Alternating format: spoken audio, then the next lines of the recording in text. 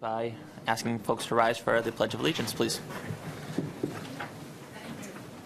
I pledge allegiance to the flag of the United States of America and to the republic for which it stands, one nation, under God, indivisible, with liberty and justice for all. Thank you. And so we have before us the January 30th open session meeting minutes. I hope the board has had a chance to read them. Motion that we approve the minutes as written from open session, January 30th, 2018. Motion made by Selectman Valencourt, seconded by Selectman Spadili. Any discussion? Hearing none, all in favor? Aye. All opposed? Those are approved. So we have under communications, I believe the town manager has 3 employees on behalf of the town that are here this evening. I think that we will let Ms. Darby do the introductions. I'd like to introduce you to our 3 new employees. First is Rena Sweezy. Rena was hired as an interim chief assessor on January 8th of this year. Rena is a certified assessor through the Massachusetts Association of Assessing Offices. She has a bachelor's degree in business, 26 years of assessing experience. She's retired from the town of Groton as the principal assessor, and in her spare time, she's currently a member of the Board of Assessors in Lunenburg. Rena Sweezy.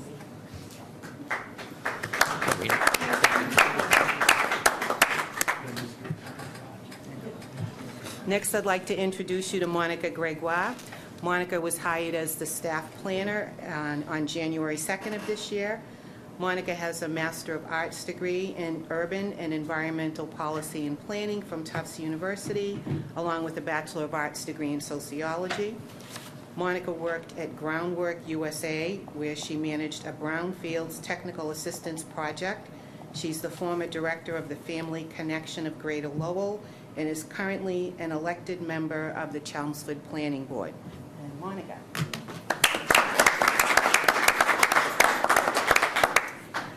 And last but not least is John McLean. John was hired as in a new position. It's an Information Technology Systems Administrator. He started on January 8th of this year. John comes to us from a national healthcare company that manages data in the healthcare industry. He has 14 years of systems administrator experience. He has an associate's degree in business administration and a Bachelor of Science degree in information technology from the University of Massachusetts here in Lowell. John McLean. Welcome. Thank you, Kathy, and thank you, all 3 of you, for coming this evening. It's welcome to North Andover, although I know, Rena, you've yeah, I was going to say, you've been here for a while. Thank you. Thanks for coming in and welcome, and best wishes of your new positions. So we also have with us this evening our town moderator, who is fresh off one of his largest town meetings, but one of the largest in our town's history. And so, Mr. Moderator, if you would approach the podium, please. Thank you very much. Thank you for the courtesy. Mark DeSalvo. 3-minute limit, please, as well. So, thank you. Go. If you've shown me the countdown clock, I'll try to keep it, okay? I'm sure one of you will remind me, there's no doubt. For the record, Mark DeSalvo, 179 Coventry Lane. It's my usual practice to thank people in the community from the podium and to write a letter to the editor to say thank you more generally to people.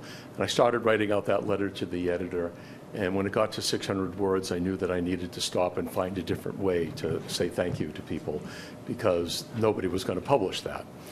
Last Thursday, I went before the school committee to thank them for their cooperation and for the burden that they held as a school department because of the special town meeting.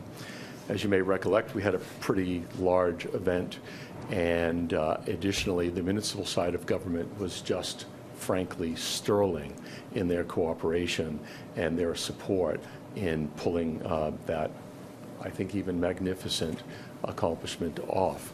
I want to say first thank you to the town manager, both for his cooperation and helpful counsel throughout. I was very pleased to see that each of you, the 5 of you, rated him in his annual scorecard so highly. It was demonstrable in terms of the work and support that he afforded us in operating the legislative side of government, if you will. My usual partner, the town clerk, her staff, all of the registrars, were really burdened, but did a tremendous job in working in coordination with our public safety officials who had guided me in terms of counsel relative to public safety interest, Chief of Police and the Fire Chief most particularly. I need to have a special call out to Jeff Coco at Emergency Services, and he personally, in truth, on the municipal side of government, he was, other than the town clerk, the MVP as the super volunteer in helping coordinate the more than 60 volunteers who helped pull off the conduct of that meeting. And then lastly, clearly NACAM and our town IT director, but most importantly to you as boards. We all came in good faith, some of us with very different opinions, but you diligently, including the planning board and others, did their work and presented your and their best cases to the community at large. Those people who have never come out to a town meeting before, I hope it wasn't too painful an experience for them, and that they might choose to come back to a more sedate meeting, perhaps, on May 15th at the high school in a more comfortable environment. And my most particular appreciation is to those citizens who came in a well-mannered way and sat and listened and voted, because their votes truly do count. I thank you for your courtesy. Thank you, Mark. You're welcome. And I guess we would be remiss if we didn't thank you, because you did a great job controlling that meeting. And the meeting was, there was a lot of moving pieces in that meeting, and from the podium you did a great job keeping everything in a line and keeping people to their time and keeping things moving. So great job with that too. Thank you. It was a total team effort. Sure. Absolute team effort, as is our community as a whole. Thank you again. Mark. Okay. Yeah. I'd like to say this evening that we have some very sad news. We lost one of the town's favorites, Tim Pybus, passed away on Saturday, leaving three sons. They lost their mother back a few years ago. And I served with Tim as a member of the Board of Selectmen when he was on the school committee. There was no finer person in North Andover, nobody who loved his town so much, loved his family so much, always a smile on his face, always there for all the different sports. My family had the great experience of having him coach along with my husband. Wonderful, wonderful man. It truly is a loss to the town of North Andover, and our sincere, deep condolences to the Pybus boys. Mm-hmm. So, thank you. As I recall, Rosemary, he stepped up actually at a time when there was a vacancy. He did. And I voted for him. Well, it wasn't a time that many people were willing to step up. It was a tumultuous time, and the Board of Selectmen put him on that school committee, and always a gentleman. Always a gentleman. Always a pleasure to be around. He was also the president of the Booster Club And the for a number of Boosters. years and did a great job at that too. Yeah. He just didn't say no. You know, when the town needed him, whether it be for volunteer work or whatever, he just didn't say no. And really sadly missed.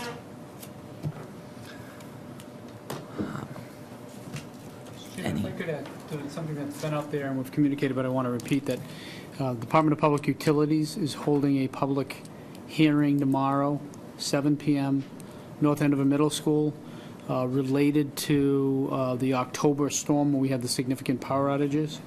And so they've decided to host that, although it certainly was something that affected the region. We were particularly affected. I think we had 90, I'm going to get the percentage wrong, but 94 to 96% of our household here in North Andover without power, in some cases up to 4 days. The DPU opened an investigation, first asked for a report from National Grid, and from that felt like it needed to continue the process of looking into why that particular event occurred. So we'll be hosting that, although I would expect representatives and residents from other communities that were also affected. So I'm reminding the public, if you're affected by that particular storm, even if you weren't, but if you certainly, I think almost everybody was affected by the storm, and you'd like to communicate your thoughts about the process and maybe some ways to reduce the likelihood it's going to happen again. Time to do that would be tomorrow at the North Andover Middle School, 7 p.m. Thank you for that reminder, Andrew.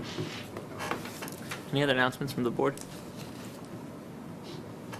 I'd just like to, a little shout out of recognition to Dave McGilvery. I don't know if anybody followed that, but Dave's a North Andover resident many years. He is the director of the Boston Marathon, and he completed, one of a very few people, 7 marathons in 7 days on 7 continents as a tribute to the Martin Foundation for the boy that lost his life in the marathon bombing. And wow, with the grit to do that, really, really impressive. So congratulations, Dave. We're glad you're home, safe and sound, recovering. But we have some amazing citizens in this town. So. Any other announcements? No, we can invite Mr. Cooperstein and Mr. Conklin on up. Under consent items, we have the North Andover Little League requesting an approval to hold the opening day parade on Saturday, May 5th, starting at 8:15 a.m. As I recall, last year it got canceled. So It's the first time it got canceled in 5 years, unfortunately, so we're going to try for the 6th time this year. fingers crossed for Mother Nature to cooperate. So As well. Yeah, May 5th, 2018, Saturday, same venue, same format, same starting place, and same ending location as well at Carl Thomas. Great. This year, Mr. Conklin will be helping me co-direct as it's grown bigger and bigger. Condolences. So, yeah, same, everything stays the same. I spoke with Chief Gray, went over the safety plan, still starting at Water and Main, coming down Main Street, left on Waverly, right on Dana, and ending in the ceremony at Carl Thomas Lower. 8:15 to 10 a.m. 15 to 10. It's a great event. It's so much fun. Thank you again for all your work you've put into this. Absolutely. It's really a fun event. Yeah, it's great, and we've expanded it to, Challenger's been joining us as well as softball the past couple of years, so the girls love it as well, too. So it's a big community event. It's worked out really well. And just to reiterate what you said, both departments did say they have no problems with it. So again, it's the same event we've had every year. So And you'll notify local businesses too. Correct. Yeah. Notify all the local merchants as well, too. that being said, Move approval. motion made by Selectman Smedili, Second. seconded by Selectman Keen. Any further discussion? All in favor? Aye. All opposed? Good luck. Thank you. No rain. You're all welcome. As usual. It's always nice to know that it's coming, right? The spring's coming. This parade's kind of like Today was a bit of a the opening of tease. spring. Exactly. Couple of hours. Thank you. Thank you. Thank you. So we have Erin Reed of the Massachusetts Safe Routes to School requesting permission to film a crossing guard training video on Saturday, March 3rd. I believe Beth Eisler, if you wouldn't mind approaching the podium and correctly pronouncing your name. Eisler, yes. Eisler, so.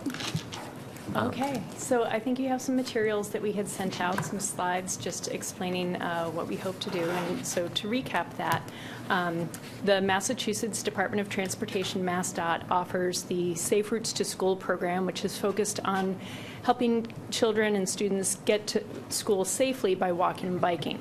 It's a federally funded program that comes through MassDOT, and they do a lot of training and a lot of engineering projects, like the one that recently was constructed behind the North Andover Middle School on Parker Street. And another component of this program is training for crossing guards. And right now, Massachusetts does not have a training program for crossing guards, which is very unfortunate. There should be a uniform program so that everybody's doing the exact same thing. So we're working on that, and a big part of this is developing a video. And there's a handful of crossing guard training videos in the country, but this would be the first one in Massachusetts.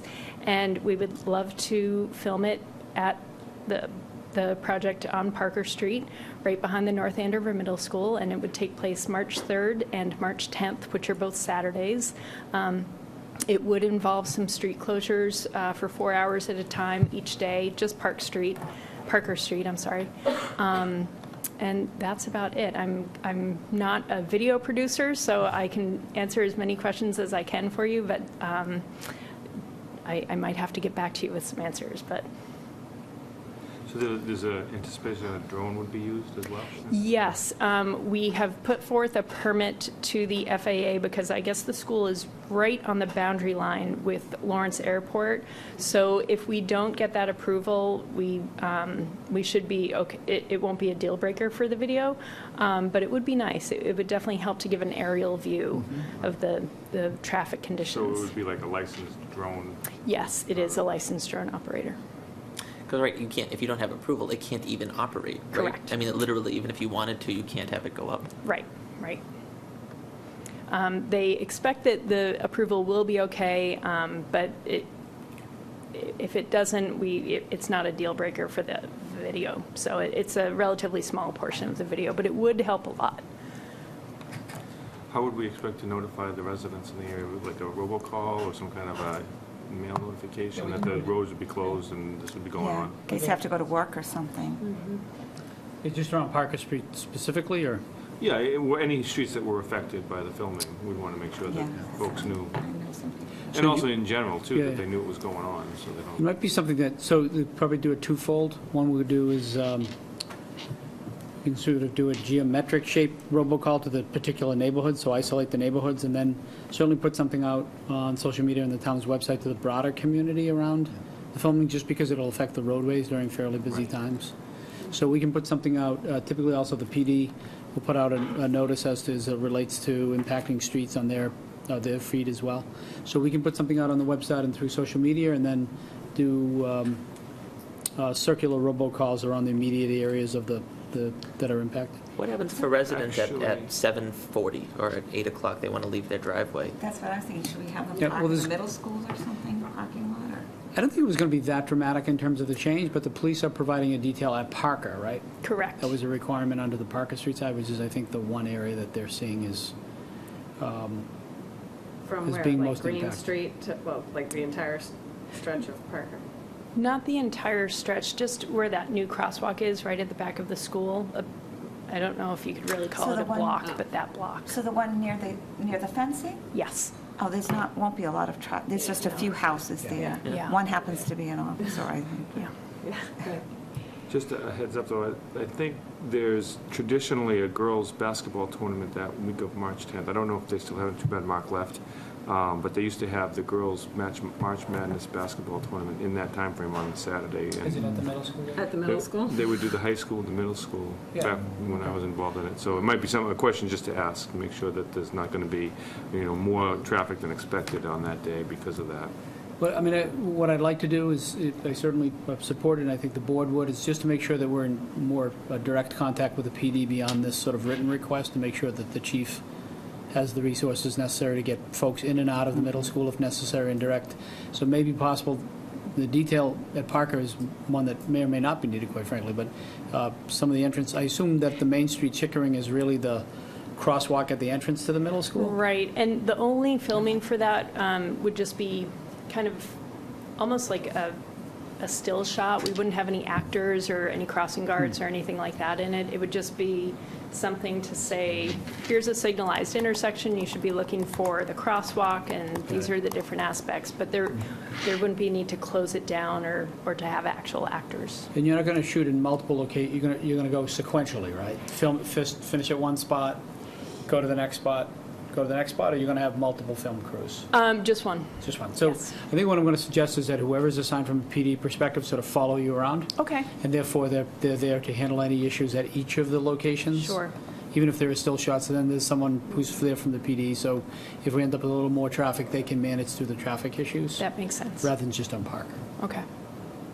But we can certainly get a communication out townwide. I don't know unless you want me to robocall the town, but we try to leave those to limits.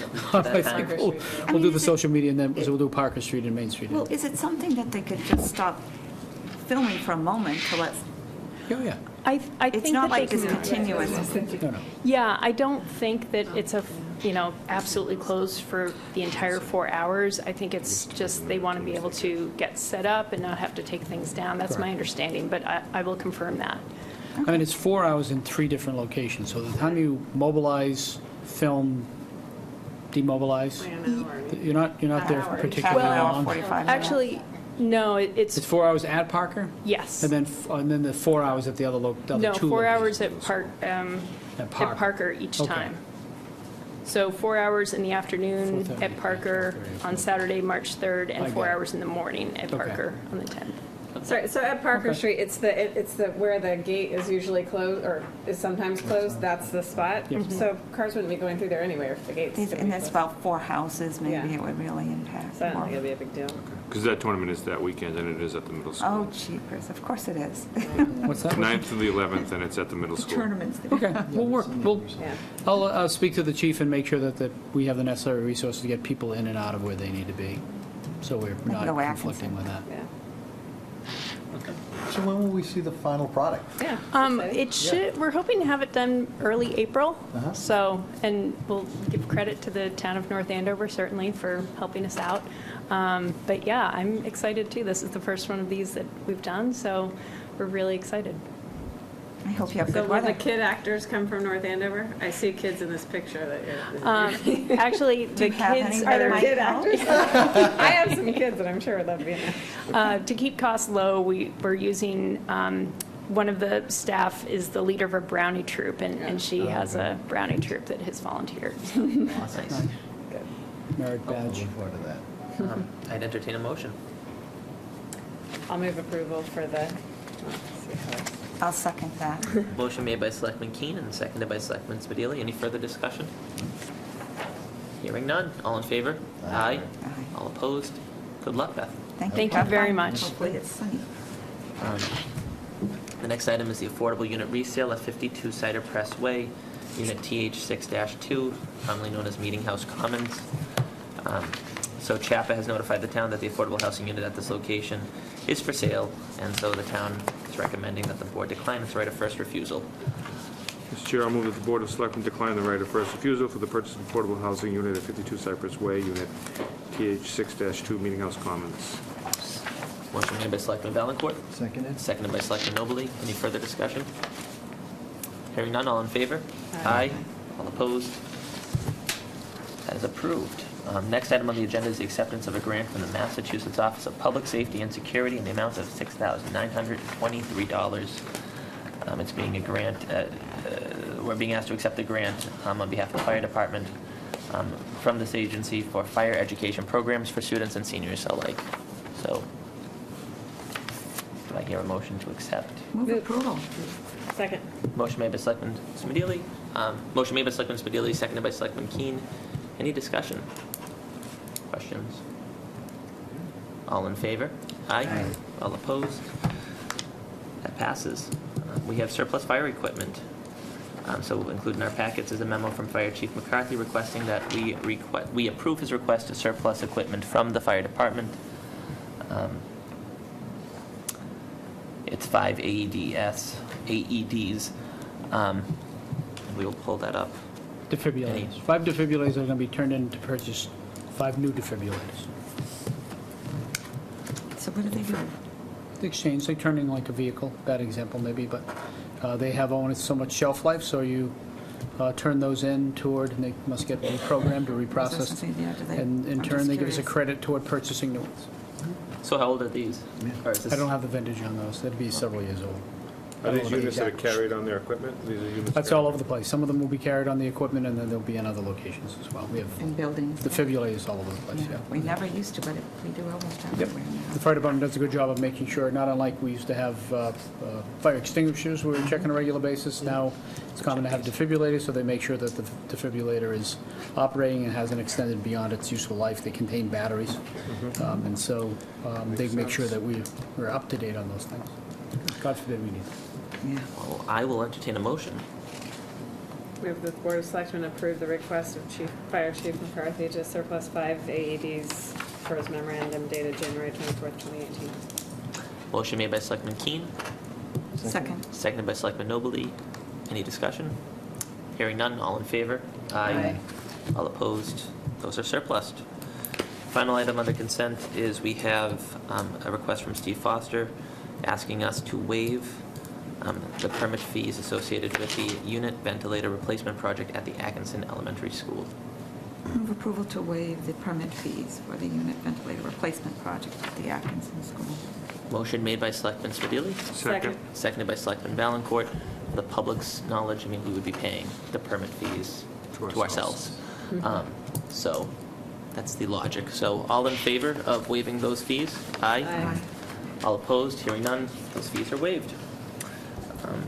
We have nothing under licensing, nothing under old business, and we can move straight to new business with the town manager's FY19 recommended budget. So the town manager has provided the board with a copy of his recommendation. We'll gladly jump right in It'll have for to- discussion. So what I'd like to do, if I can, Mr. Chairman and members of the board, is give you read the overview of the executive summary, and then certainly answer any questions you may have.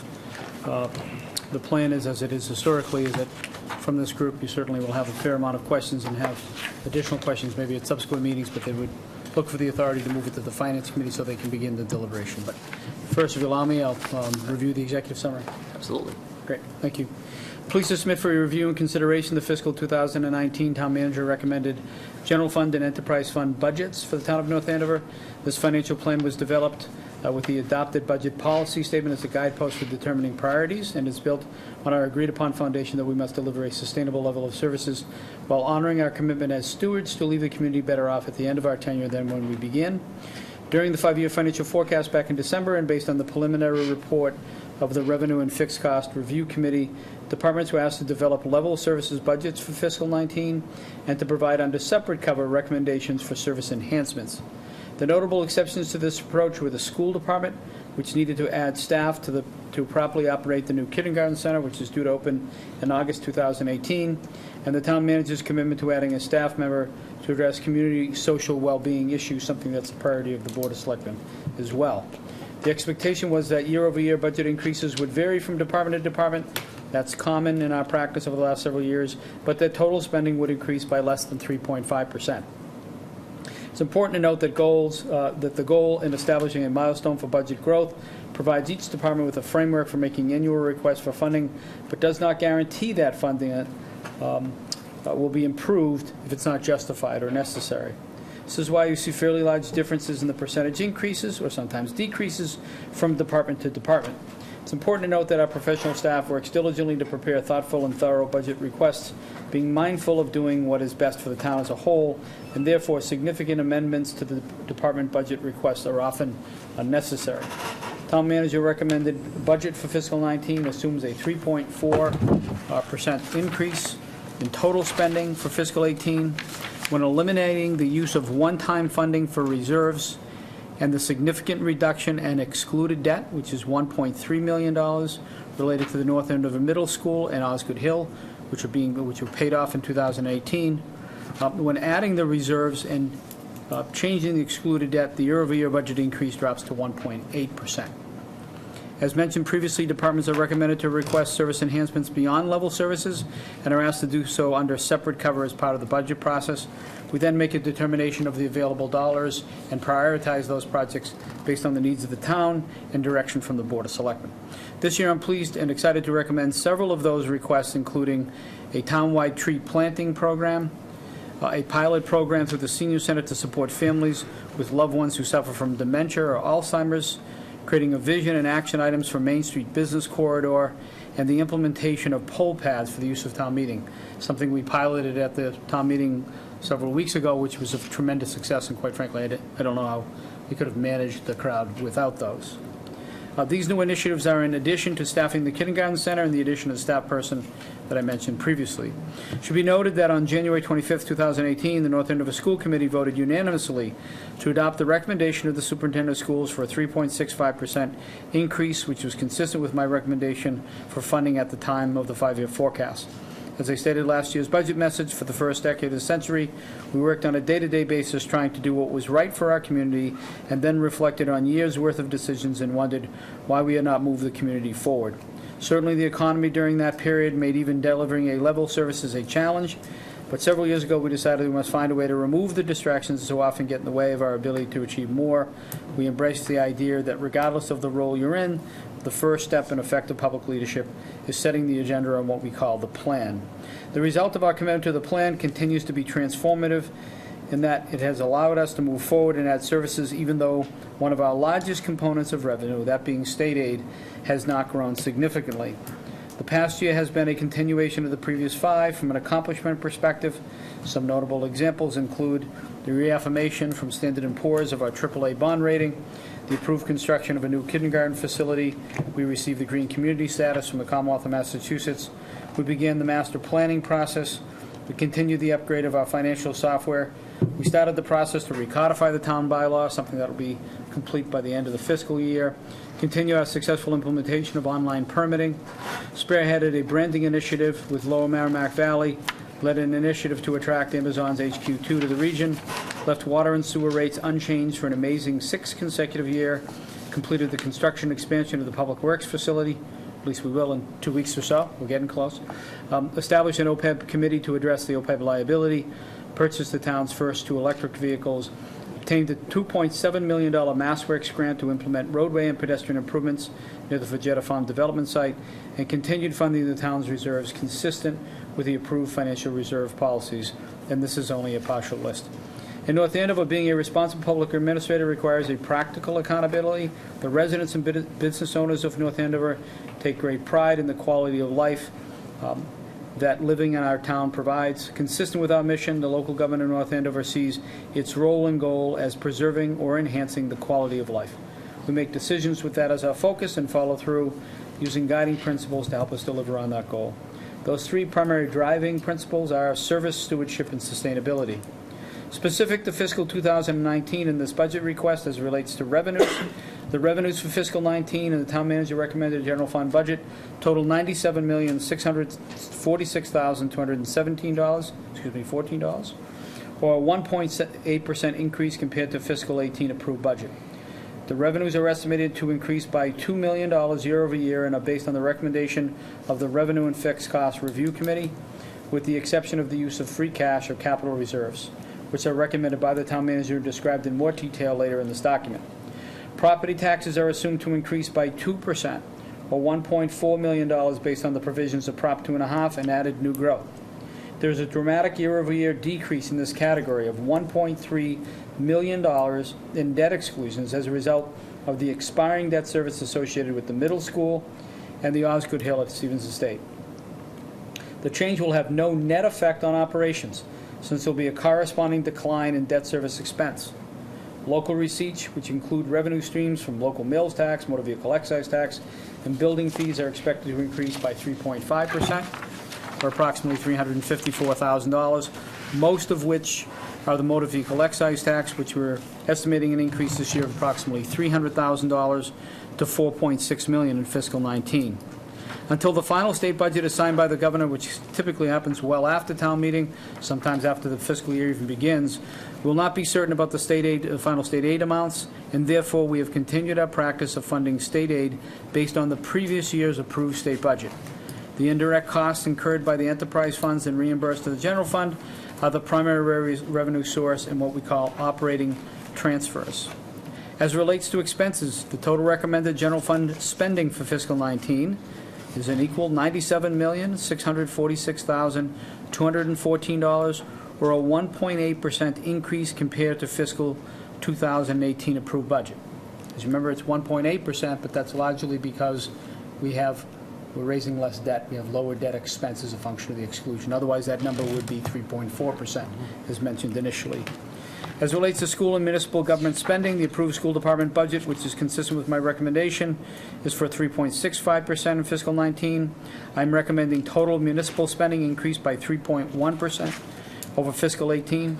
You will notice that spending requests can vary dramatically as a percentage from one department to the next. All departments do an extraordinary job of managing their expenses to deliver services in an effective and efficient manner. Therefore, it is not uncommon that many budget requests are below the overall budget increase. For other departments, increases which are above the total year-over-year percentage increase for the aggregate budget are the result of a new service or service levels which may vary from one year to the next. A good example of that is we'll have an additional election in fiscal 19 when compared to fiscal 18. And as a result, the recommended fiscal 19 budget for the town clerk is 18% greater than it was in fiscal 18. By contrast to the larger departments for the budget perspective, police and fire have year-over-year increases below the fiscal 9 aggregate increase due largely to controlling operating expenses and in some case lowering those expenses, and we can talk about those in more detail. Staffing increases also result in almost all cases with increases which exceed the average increase for the budget. So in cases where we're adding this social position, that'll make that particular department's budget look higher than the average 3.1%. Okay. It must also be noted that 19, I'm recommending that water and sewer charges be eliminated from town departments. The town is in essence billing itself for water and sewer use. Given the current positive condition of the enterprise funds, this philosophy of budgeting no longer seems warranted. For municipal departments, the budget amounts for water and sewer have been zeroed out for 19, and the equivalent dollar amount has been added to the snow and ice budget, as opposed to just keeping in the budget and allowing for additional spending. Every year we overspend the snow and ice budget. This year won't be any different. As it relates to support services, this category represents those departments which deliver services for both the school and the municipal side. In other words, shared services. For budget purposes, the costs to operate these departments are established and accounted for prior to the allocation of the remaining funds to other departments. In fiscal 19, this category is recommended to increase by $155,000 or 9%. The increase is largely attributable to the addition of the aforementioned community service social work position, and an increase in this category, the allocation of the school department information technology director. We've been, over time, moving more of the positions into shared technology positions, so whether or not they sit on the school side or the town side, moving into shared services. Are there any other shared services in that you anticipate going up? No, those are the two. Non-departmental fixed costs. This category represents approximately 27% of all general fund spending, which is down 1% year over year. The budget recommendation incorporates the Revenue and Fixed Cost Review Committee estimates, as well as adding recommendations made under capital and reserves for a total of $26.1 million, or a decrease of 2.3%. The decrease in excluded debt service, previously described, along with the decrease in capital reserves, which I'll explain below, total approximately $1.3 million. Those are partially offset by increases in the retirement assessment, which we'll talk about in a little more detail in a minute, of $425,000, and an increase in group health insurance of $241,000. Other insurance categories are either level funded or minimally decreased in fiscal 2009. Additionally, we are anticipating an increase in overall vocational spending of approximately $23,000 in fiscal 19. As it relates to capital reserves, slight item is found in the non-departmental fixed cost category, includes recommended and required transfers to various reserve accounts this year in the amount of $1.1 million, which is down by approximately $200,000 from fiscal 18. Specifically in fiscal 19, the town manager is recommending that the appropriation to the capital stabilization be $350,000. This is for the third straight year we've appropriated the same amount. This allows for pay-as-you-go capital when necessary. An appropriation of $78,000 to the general stabilization fund to achieve the 5% reserve standard, which is our goal. Both of these requests will be funded from free cash. I'm recommending the continued funding of the OPEB trust fund with a transfer of $75,000 into this account from free cash in 19. This is a down from $200,000 in 18. The final item within this category is the overlay reserve, which is used to pay for approved property tax abatements every year. Every town must set aside dollars for property tax abatements. We've historically, for many, many years, used $550,000. We've left that number unchanged. As it relates to retirement assessments and group insurance, the annual retirement assessment is based on a funding schedule independently prepared for the Essex Regional Retirement System, of which North Andover is the largest of 47 members of that system. The 8.9% increase in this category should be approximately what is expected annually for the next decade or so. Hopefully it'll be between 7.5% and 8.9%. Health insurance premiums for active and retired employees are projected to increase a modest 2.3% year over year, although the actual increase will not be known until probably March or maybe into April. I feel comfortable that a larger rate increase could be absorbed if for some reason that number turns out to be slightly higher than 2003.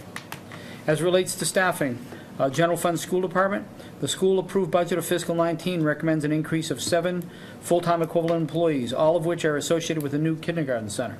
2.5 of those are teachers, There's an increase of 0.5 in the school nurse, increase of 1 full-time equivalent for a counselor psychologist, an increase of 1.9 full-time equivalents in the administrative custodial area, an increase of 0.8 full-time equivalents in the administrative principal area, and 0.3 FTE increase in teacher support specialists.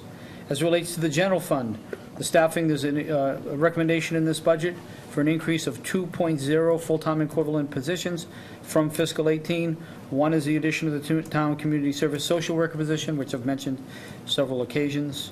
Another is a 0.5 FTE increase. It's my recommendation to add a part-time staff member in the treasurer collector department. While staffing levels in this department have remained unchanged for many years, the town has continued to grow, and the associated billing and collection processes that adversely impacted the town's, department's ability to keep pace with the workload. We've done an analysis of what other towns have in terms of staffing. We found we're down about 0.5 compared to others.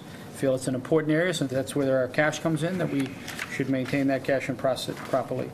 The remaining 0.5 full-time equivalent increase is comprised of 3 things.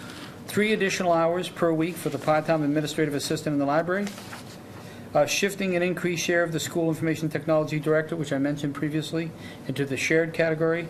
So it's coming out of school 0.2 and coming into the shared 0.2, and adding 0.2 part-time administrative assistant to cover the town manager's executive assistant when necessary. So at one point, we had 2 staff people in the office. Several years ago, we sort of reorged to reduce that to 1, and there are just times when pulling, people in multiple directions make it difficult to cover the office. So we're looking at a request for a 0.2 part-time administrative assistant to cover for times when that position is vacant, vacations and the like. It should be noted that the recommended staffing changes this year, only 1 position who would have an effect on eligibility for impacted health insurance or retirement benefits. The rest are additions to existing staff. A brief overview of the enterprise funds for the water system. The recommended water enterprise fund budget for 19 will see an increase of 2% compared to fiscal 18. When you're excluding the transfers to cover capital, then the increase is 2%. Total personnel costs are recommended to increase by 5% year over year, while expenses increase a modest 0.7%. Indirect costs are those costs which are borne by departments supporting water or supporting sewer but don't actually work there. A portion of my pay, a portion of Ray's compensation, a portion of other staff members who work toward making sure the water and sewer enterprise funds operate, a portion of our salaries are actually paid back to the town in the form of indirect expenses. That's how an enterprise fund works. We continue to use our retained earnings within those funds because the funds have done well to pay 100% of the cost of capital improvements, which is dramatically driving down our debt service. And as a result, for the 7th consecutive year, if this budget were to be approved, we'd be recommending no rate increases on the water, and I'm about to tell you in the sewer fund as well, but right now for the water. Yeah. The same thing for the sewer in fiscal 19. You'll see a 2% increase year over year. Largely attributable to our charge from the Greater Lawrence Sanitary District. I'm certainly hearing some rumblings that the allocation between the communities may change in the longer term for a number of reasons that I won't bore you with now, but it probably will be the subject of a larger conversation later. Who determines that? Ultimately, the communities themselves vote on that distribution. There's just the question right now is... At the ballot box or No, the executive? the district itself. Yeah, the So district each of our votes on it. representatives? Yep. Okay. Yeah, of which Lawrence has 3, Methuen 2, Andover and North Andover have 1. The host community has 1. It typically is based on the percentage of activity. So Lawrence is the largest contributor, the largest payer, and it's based on that sort of related average. So there's more to come on that, but I still think it's very manageable, but I would expect that there might be some changes, and I'll feed that back to the board as I hear more. But at this point, it hasn't quite come to, I haven't seen any details behind what I'm hearing. And as soon as I know, I'll let the board know. Yep. How often does that happen? It has not changed in terms of an allocation during my tenure. It probably goes back that, so. It goes back a while. It goes back a while, yeah. So the way that the costs are typically incurred within sewer is that we actually have flow meters for sewerage as it relates to the communities that are not Lawrence. And the reason is that the size of the inflows and pipes coming from Lawrence would be difficult to do that. And the historical method for doing things is you take the total flow into the plant and you subtract the flow that you know from North Andover and you know from Andover and you know from Methuen, because you have meters on the flows of those, and you do simple math. If I have the total and I subtract the pieces, That's how you find Lawrence. then you come up with Lawrence's share. The question is arising of whether or not somewhere from the end of the Lawrence lines before it gets into the plant, if there's what we call I&I, inflow and infiltration, which in essence means storm water getting into the sewer lines, which makes the flow look greater than it actually is. So most communities are under decrees, or systems are under decrees to separate your systems. Again, I'm boring you with a lot of detail, but if you Not date boring at back all. 50 years, you put your sewer and your storm water into the same spot, and no one really cared. And if you lived in a beachfront community, you dumped it into the ocean on top of it, right? And so as the world has evolved, there's been a conscious effort to separate water and sewer, drainage systems from sewer systems, and as a result, reduce what's called I&I, infiltration and inflow. So sewer is sewer, drain is drain, and water is water. And so in systems which have not handled drainage well, or maybe have older drainage infrastructure, you would get more of that I&I into their sewer system, which inflates what you think you're processing in terms of sewerage. In this particular discussion, which again, I haven't got all the details, there's some belief that from the end of the Lawrence line to when it gets into the plant, there's additional stormwater getting into the system so that that math equation isn't working as intended. But who would pay for that? Who would? The Again, other three I'm communities, giving you a heads up because to, Lawrence's share would reduce. No, but. it's a pie. No, but Yeah. if they try to, what I'm talking about is if they Is it try to fixable? fix it, Yeah. they'd be coming on to. Well, again, it's Into North a pie. So any work that's done to support the GLSD is borne by all the member communities in some percentage. In addition to what I'll call the member communities, the ones identified, the GLSD also is under contract to take a level of sewerage from Salem, New Hampshire under contract. They are not a voting member of the group. It's a relatively small percentage. It's not all of Salem, which is a fairly large community. It's the side closest to Methuen. And a very small amount of sewerage from, one line from Drake, believe it or not, is within the system. Again, not a voting member, and not part of the overall sort of deliberative process. But aside from those, which are paying for costs, the communities, it's a pie. So if today we're 8% and you spend more money, then we're going to pay 8% of that higher amount. If there's some agreement that the accounting isn't working right, then you still have to get to 100%. So one way or another, you have to pay for all the bills. And the question would be, in this particular case, whether it's additional capital work or it's a function of doing the math different. It may have an impact on our rates, and I don't have enough detail to give you that. It's way too early, but I certainly would be providing that information back to the board. I don't think in the end, from the data that I do know and spending 3 years on the commission, probably 2 years more than I thought, but I don't think from seeing those numbers that what we're talking about is going to have a dramatic effect on us. I really don't, but it's too early to tell what the exact data is. Yep, so that's information I'm hearing. Anyway, what we know today is that the request from the GLSD is likely to be up $299,000.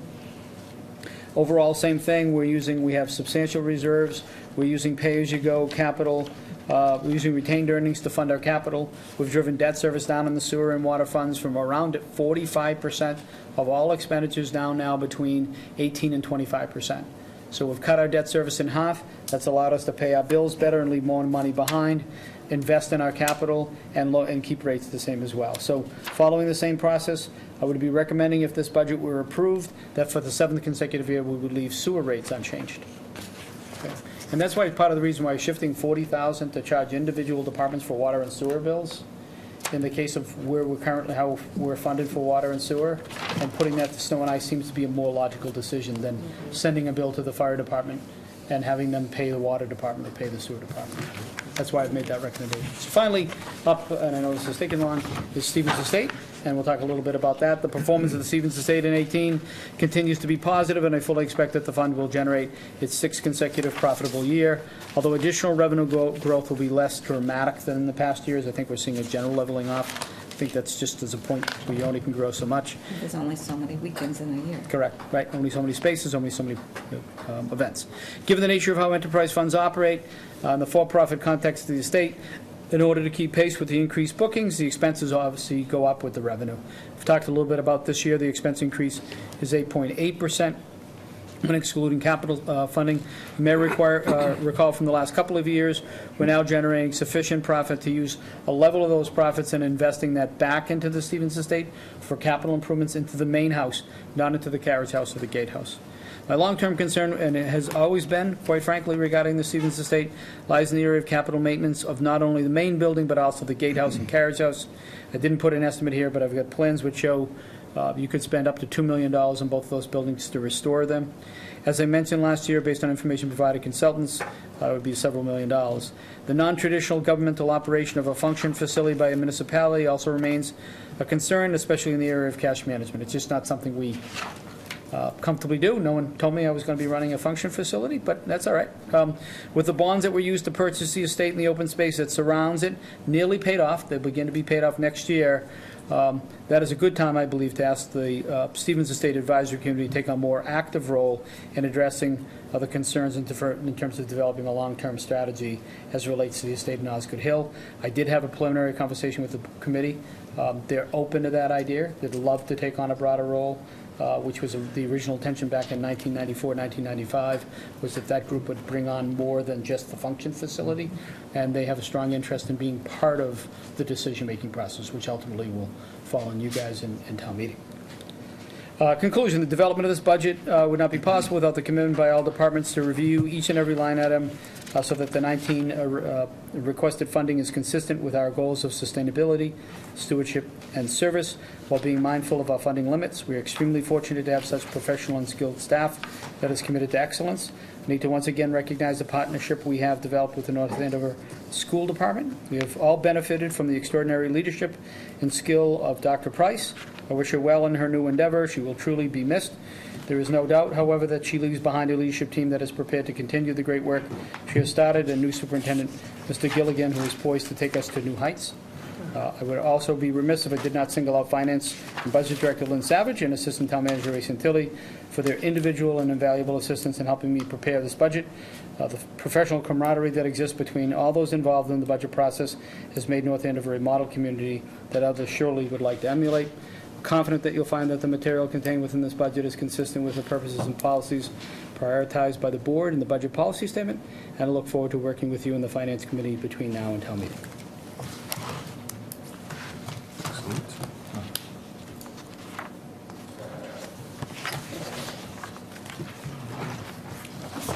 It's a pretty comprehensive summary, so that's great.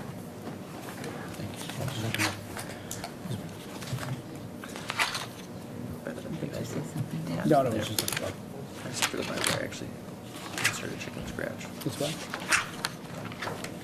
Shall we go down the line for comments, or how? So, Sorry. thank you, Mr. Manager, for your thorough explanation, and even when we veered off into the GLSD. Not boring, not dry. boring, but- So, rather than have each, I imagine that for questions, we would simply, some questions would feed into other questions perhaps, and so I was going to throw it out there and see whoever had a question to ask, and then we could go from there. I think that we're pretty, The one thing that I just thought for discussion purposes, I'm not even sure I'm totally on board myself with this proposal, but with the new position, the social worker, I don't know if it would be something that we would consider doing it like a 2-year contract. For, say, some reason we decided it wasn't quite what we wanted, or maybe we would just want to outsource that, have a contract for outsourcing. It would then, perhaps, if it was a 2-year contract, we wouldn't be so deeply involved with unemployment insurance. Maybe it would save on post-retirement benefits, that kind of thing. Just something to think about, that perhaps some of these positions, we should have some sort of a end period for us to discuss if it was working. Like I said, in this position in particular, we could maybe even outsource that with some kind of, again, just for discussion purposes, that we might find it beneficial with some of our different jobs that we have. Andrew, where in the budget, in the actual department section, did you house that? Or did I miss that? In the admin services. Under the piece, admin? yes. Because I was looking under the town manager, which you list as a goal, and I was like, we're not listing that I there. didn't put it directly in the town manager's budget, because I think one of the questions which had come up with the board over time is, where does it logically fit? I think we've tried to look at how that position works within other communities as they've begun to become, at least they've begun to pop up. And in some cases, they've started with PD, or they've started with fire, or they've started with health. And we've found from their examples and speaking to them that they in the long term find it's better off working with those departments, but not being specifically located in those departments. Talked to the chiefs about that. They shared that agreement that it's better off being a standalone position which involves themselves with those various departments as opposed to working for one or the other, because the feeling is, geez, that's a PD position, the fire wouldn't engage with it. So that's why we put it, so it's a recommendation of the town manager with also a recommendation you guys put in your budget policy statement, but we put it in the admin services for now, and I think eventually what's the logical home? Where does it sit? And I think we haven't quite figured that out, quite frankly. I think Selectman Spinelli brings up a good point about the added costs. One of the things that we had discussed with the Andover, with Selectman Keen, myself, Lieutenant Folds, and Dr. Trowbridge went to visit with the Andover person. Yep. It just turned out he was an Andover person to begin with. He had been a coach in the community, and so that really helped him break down some of the barriers, because you're working with a population that you need to build and earn trust with. I'm thrilled to have that in the budget. It was one of those things where I didn't know where specifically you were hiding it. Not that you're hiding it. Clearly, you talk about it quite a bit. It's a good thing, but I couldn't figure out. Or you placed it. Well, I felt like it was hiding, because I'm even using the search function on the digital budget, and I'm like, I can't find where it is. So Said it a number of times. yes, it's clearly not being hidden, but the numbers. Look at page Nice. 56. I avoided the comment. No, it's many pages. It's on there, but 190 is where it actually is on the budget. So that's where I was looking, because I couldn't see it in the town manager section. It's only mentioned 4 times in the It's executive clearly summary. clearly not hiding it. So, I had a question about the public safety salary Sure. reserve. So Yes. that's increased 100,000. Is that because of expected retirements, or what is the? There's 2 items typically contained there. One is we don't assume pay increases for contracts currently being negotiated, and then we also have to deal with expected retirement. So it would be both. So we have to make sure, so we don't assume within the salary line items of a police department or a fire department or, quite frankly, a clerical union, increases for contracts not yet bargained.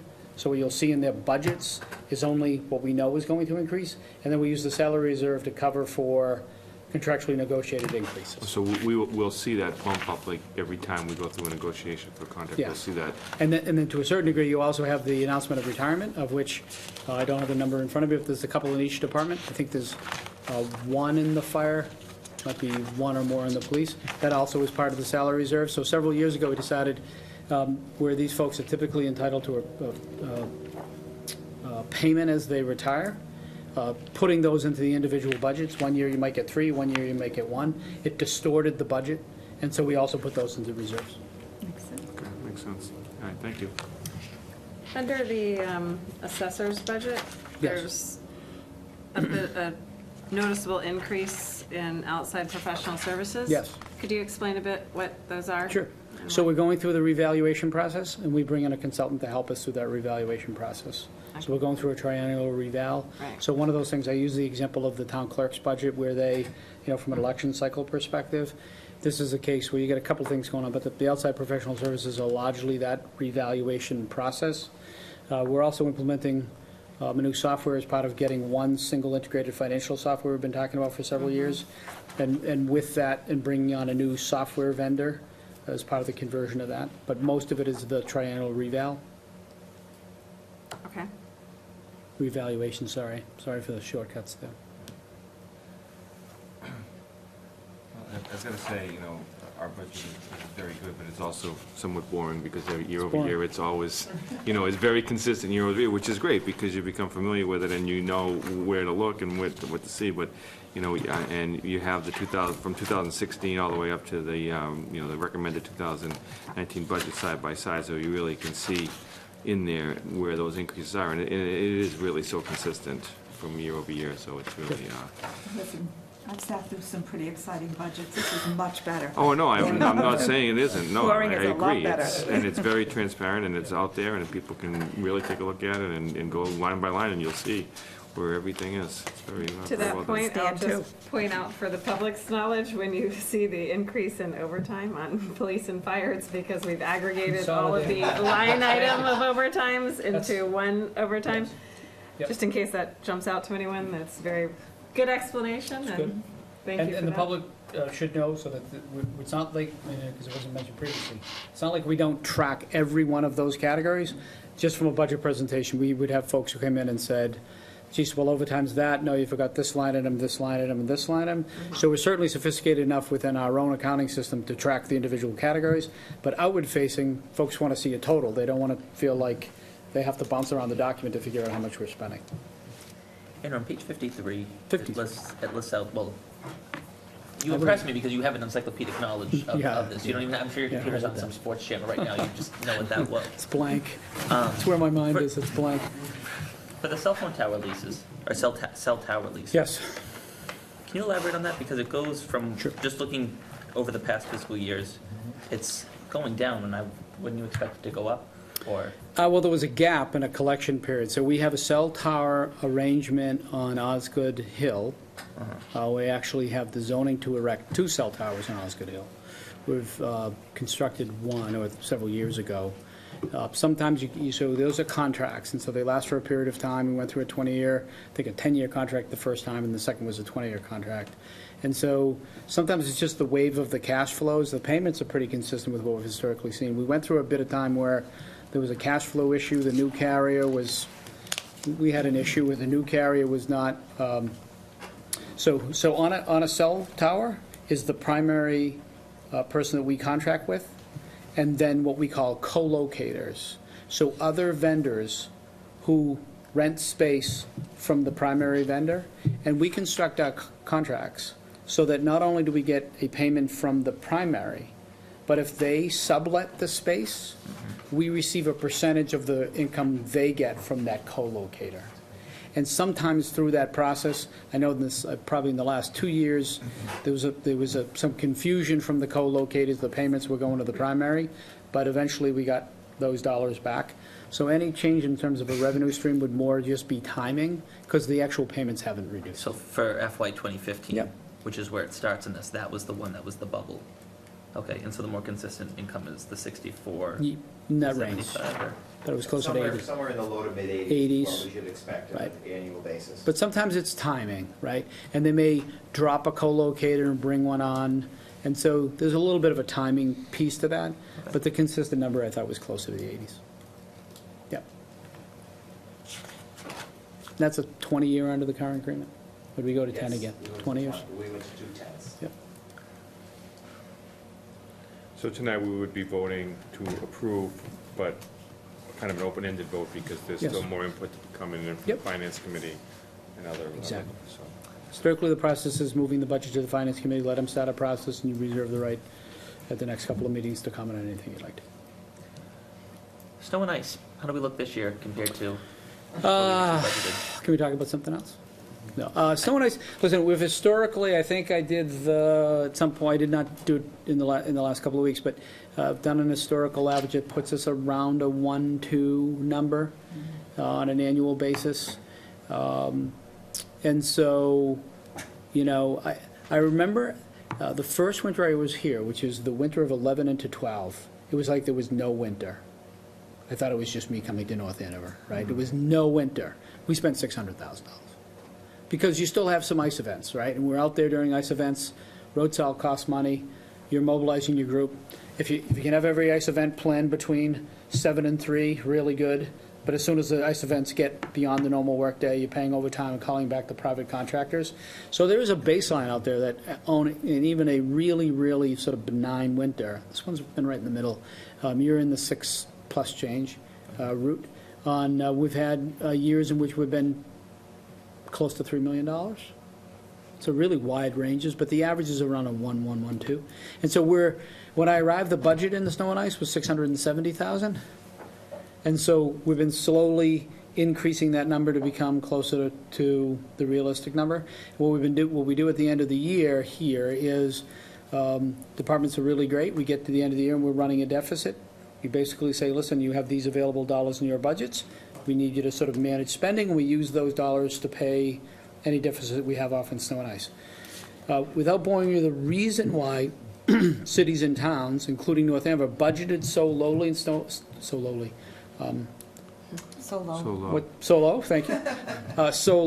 and ice, and this was not an uncommon practice throughout the Commonwealth, is because it was one of 2 items where if you ran a deficit, you could put it on what's called page 2 of the recap, and you could take that deficit and put it on the tax recap, which means even though you can increase taxes by only 2.5, well, it's 2.5 plus whatever the snow and ice deficit was.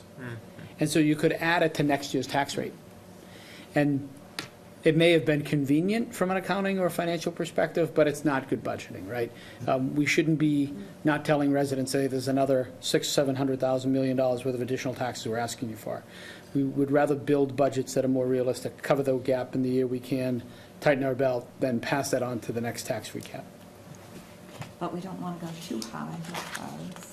Well, they used to be, so this interesting philosophy that in years in which there were snow emergencies and somehow they got federal aid to sort of give us some money back, the belief was that if you went up in the year in which that aid was available, the state wouldn't give you the money.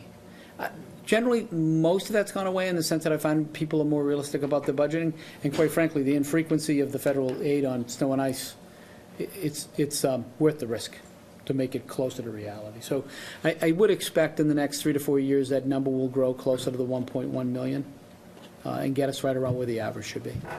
That's my goal. Just out of curiosity, because they have, well, they do have more miles than we do. It's always interesting to see how we compare to Andover with their snow and ice budget. Do you happen to just know that? Not really. No, I know I don't have the number. I think, I don't know what they track. We did during a big year, a couple of years ago, we looked at 5 or 6 communities. It was amazing how much they varied. Either they don't call up as many private contractors, or they don't call out as often, or some places did. So there was a wide range. And we generally pay about the same for product. So we're in a regional procurement for salt. And that price is, so that's not where the delta is. The delta would be how often do you call people out? Do you wait? Is it the first snowflake?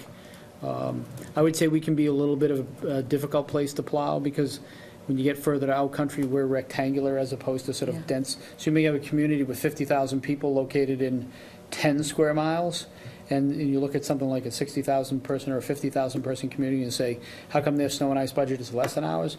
We'll try to go a rectangular shape in some of the dead ends as you get out to Salem Street, get to the end of that sort of branch and get back onto your route. And so we're a fairly expensive place to plow.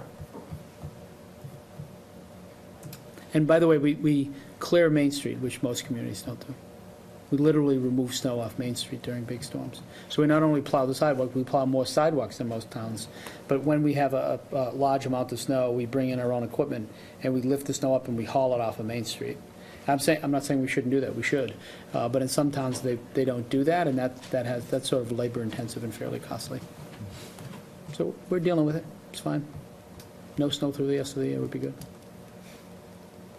Looking at some of the different departments, there's a line item for postage and printing, and maybe it's small, maybe it's big, I don't really know for what it should be, but it just made me think of the question, have we looked at or assessed whether or not we should offer some paperless billing and things for like our water and sewer bill and property tax bill and things that I get paper right now from the town, but yes, I'd be very happy to receive an electronic communication instead if it were offered to me. So some things we can and some things we can't. In other words, statute protects, statute drives some of the answers to your question. In some case, up until recently, bills could not be electronic because that only made sense to be electronic, right? So we're restricted in some cases by that. And so hard bills continue to be the norm on some of those things. In cases where we don't have to send it that way, we're doing a little more electronically. I think the online permits are an example. People can actually go online, process and get their information online. And I've had great feedback from people using Good. that. So. And so I think you're going to see us do more over time. I would say governments are a little slow on that, in that some of the rules we continue to have to follow are not as flexible in terms of some of those areas. But we do have an increased number of people who do pay the tax bills online. And people need to know about tax bills. The vast majority of tax bills are prepared in a way that they're actually relatively inexpensive. Some of our printing costs are things like, big books like that, where we still do a fair amount, voter registration lists, of what I used to call the nosy book, the annual report. I still don't understand the annual report. That's a state mandate. So although I think the concept of an annual report is good, and we're in a world that you can go on anybody's website and get all the information that are found in the document we now have to produce as an annual report. So the state says every town must produce an annual report. Well, everything in that book is somewhere on our website. Now, it's not a all-in-one spot, and I get that, but the state says you must, do this and print a book. Those books cost us like $10,000, right? We're in this world they're fairly expensive to print, and color on top of it. So we're slowly moving toward the way people get information, but it's a little slow. We do have state contracts and local contracts on printing, so typically we get a pretty good price, but sometimes it's pretty expensive.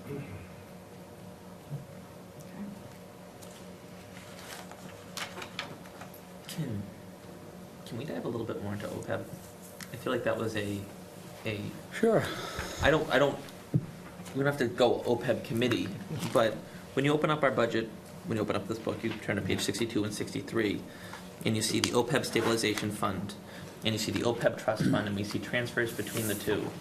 And I think that there are some people that were left confused thinking, oh geez, we have $100 million deficit this year. I think that's a little bit of an extreme interpretation that some people had. I'd agree. And I guess, I guess the 10,000-foot view, and then just understanding how the OPEB trust and the OPEB stabilization fund, how those two relate to each other and Yeah. their overall liability. Okay. Shut me off when you'd like. So we have $109 million OPEB liability, and it fluctuates fairly dramatically because you're dealing with a fairly big number. So from year to year, the criteria that go into that number when you do an actuarial study vary. What the payroll increase was, what the health insurance, any number of things. The OPEB is the dollars associated, the liability associated with the health insurance of retirees, municipal retirees. So either folks that are currently retired that we're paying health insurance for, or active employees that eventually will be retired, they get the town's health insurance. That's what OPEB is in the simplest form. The best example or analogy we have to that is the retirement. So we're in a retirement system, as I mentioned, one of 47 communities in the Essex regional system. And as a function of that, we all pay into that. So the town pays an amount of money. And in a retirement system, what the state said many years ago was, you have this big liability. The liability is not just what you have to pay out this year, it's what you would have to pay everyone if everybody chose to retire. That's what the liability was. And the state said, listen, it's this really big number, but we're actually going to make you pay for that liability over a discrete period of time. That period of time has changed a couple of times. When the economy got rough, they moved the date. At one point, it was way up. I think it was 2027 at one point. I think I'm going to get this wrong, but it was 2017 at one point, then 2027, and then 2035.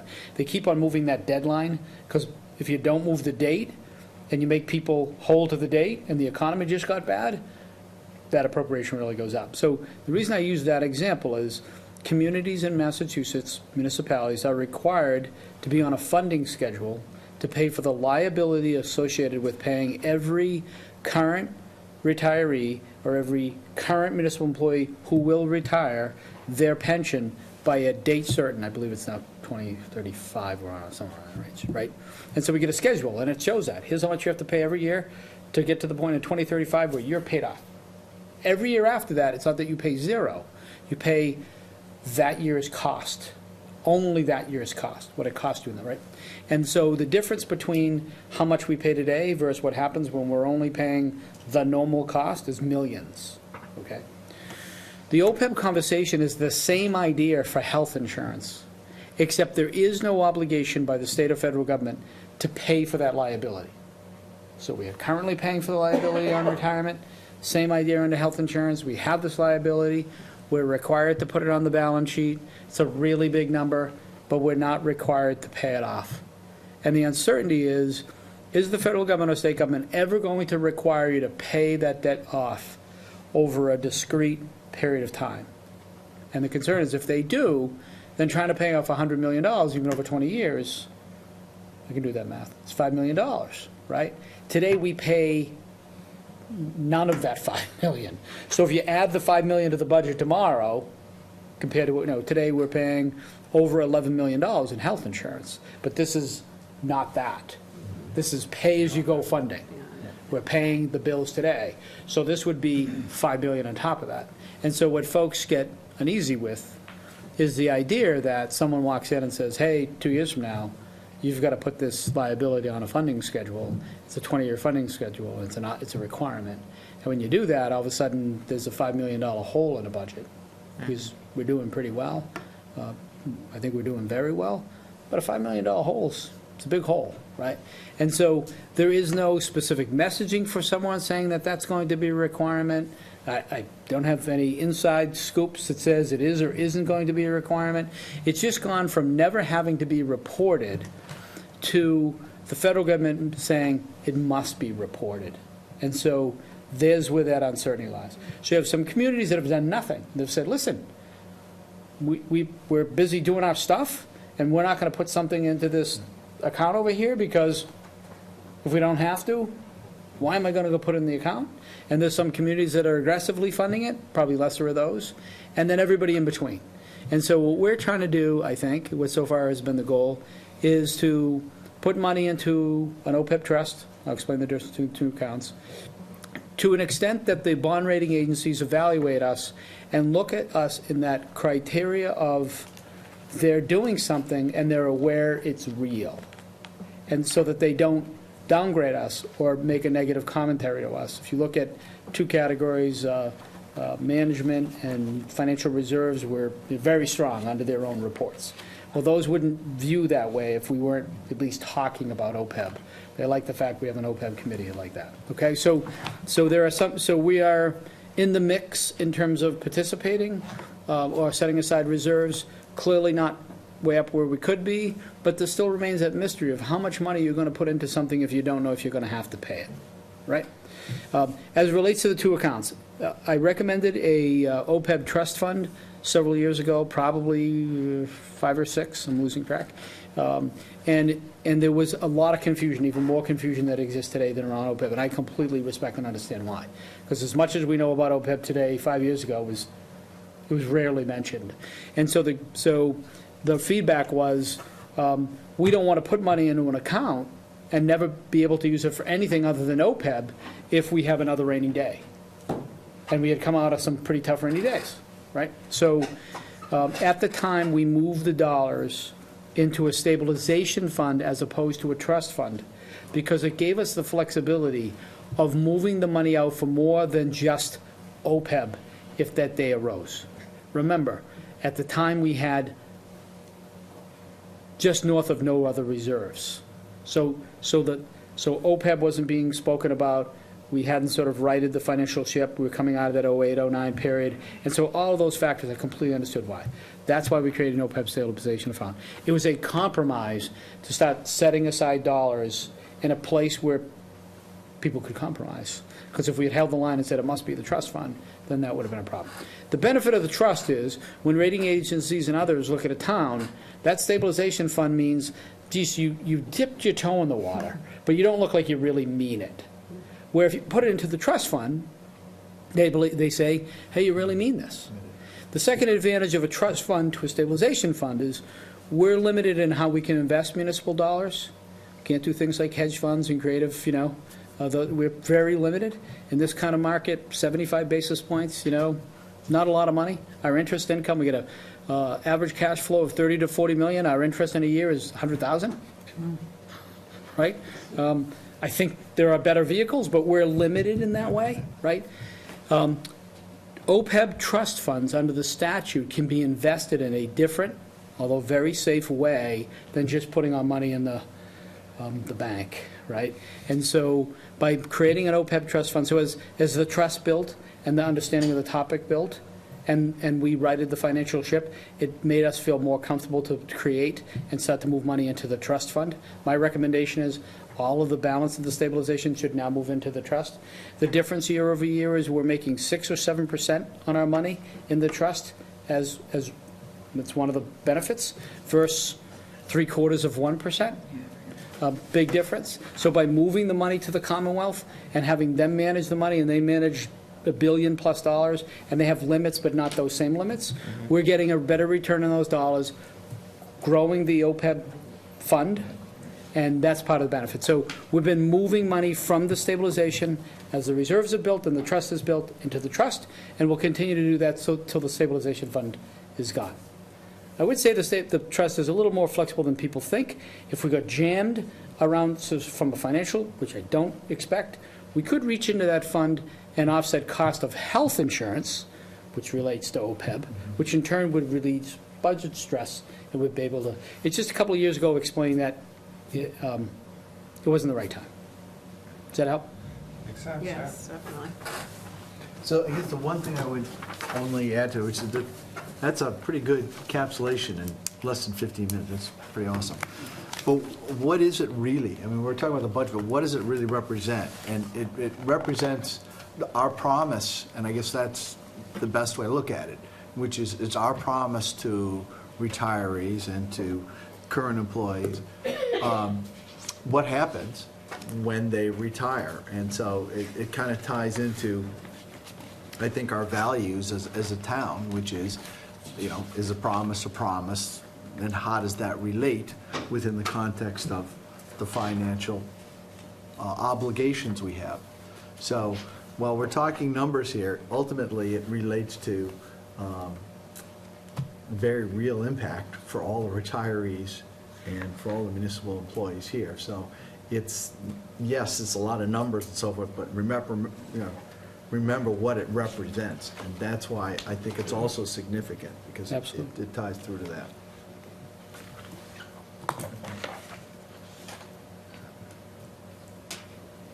That was one of the reasons I thought we should take a look at new jobs in a way that we should consider. It's good and bad, right? You do contract folks are, it's good and bad, right? So Or it's, at least start it to see, you have a, I'll leave that to the board to make a decision on how they'd like to proceed on that. Okay. We ready for a motion? I would want to make one more comment. That was it's not a question, it was more a comment. I just want to say I really appreciate the very detailed analysis of sort of the additional things that could be done with, the different criteria, the weighting, the considerations of, for how it would be funded, how it would impact the town. It's a really detailed analysis on each and every item. Should we get a new backhoe? Should we get a new whatever? And I really appreciate that. As a consultant, I've done that kind of analysis my whole professional career for companies, and I was really happy to see that. And I just appreciate the thoroughness of every single item. And I know we're not discussing it and there's not questions, but I just want to raise it to the public's awareness. The amount of thought that went into and the amount of analysis that's done on each of these items is really impressive, and I really enjoyed reading it, and thank you for the effort and all the departments who contributed their effort. Yep, I'll share that. One of the main differences with this item we talked about years ago as part of this model is this is a communication tool. You should be able to read this, know what a department does if you didn't otherwise have a familiarity. So you can flip to every page, find out what the mission is, find out what the prior year accomplishment is, what are the goals. The goals are very specific. We monitor those goals. And so it's not that others don't do this, but we're using a budget model which is considered the gold standard and requires a lot of work by a lot of folks. Less by me than others, to pull it off and try to get it within the timeline, so we appreciate the feedback. Yeah, you can definitely tell. So I move that the Board of Selectmen approve the town manager's FY19 recommended budget, reserving the ability to make amendments as additional information comes forward, and to forward the budget to the Finance Committee. Selectman Keen has made a motion to approve this budget. Second it. Seconded by Selectman Valencourt. Any additional discussion? Hearing none. All in favor? Aye. All opposed? Good job, Andrew. And to Lynn Savage especially, and Yes, definitely. the support team for putting together this very thorough explanation of our town's Sixth consecutive finances. year with a consensus budget going in, right? Yes, at this very point. nice. So, again, a phenomenal accomplishment, and you don't see that very often in municipalities, that 6 years running, that they can all go to town meeting with a good feeling. Is it GFOA material? GFOA material, that's, well, they gave us some more tips that we needed to fix, but that's just how it works. Every year they give us feedback, which is great. We like feedback. Feedback was good. So that is it for our budget. There are members of the public here this evening, and so public comment, for anybody here in the audience that'd like to approach the podium, could certainly speak. Seeing none, ask the manager. Any additional questions for the manager that we haven't yet asked this evening? I think we've pummeled them well enough. There was. Who's right? That also includes the job posting, I guess. What happened here? Just didn't call that. What was the question? Sorry, I'm reading upside down. I apologize. I was asking about that, There was a position on the. on the heavy motor equipment operator that we, There was an offer and no response. that's what I mean, he Yeah. just didn't call that. Just didn't respond to the offer. Yes, interesting. The economy's good. Huh? So, We'll start so we're again. interviewing Yeah, we'll- all over again? Well, or we'll just go back to the go down next list? candidates, yeah. Yeah, I'll be careful about it, but we'd go back to the next candidates as long as they were qualified. Yeah, yeah, they have to. HMO, You gotta be yeah. qualified for that job. HMEOs would have a different set of preferences. Okay. It's a fair point. It's interesting. So the board's next meeting is Monday, February 26th in this room. And with that, I will entertain a motion to adjourn. Move to adjourn. Motion made by Selectman Keen to adjourn. Do I hear a second?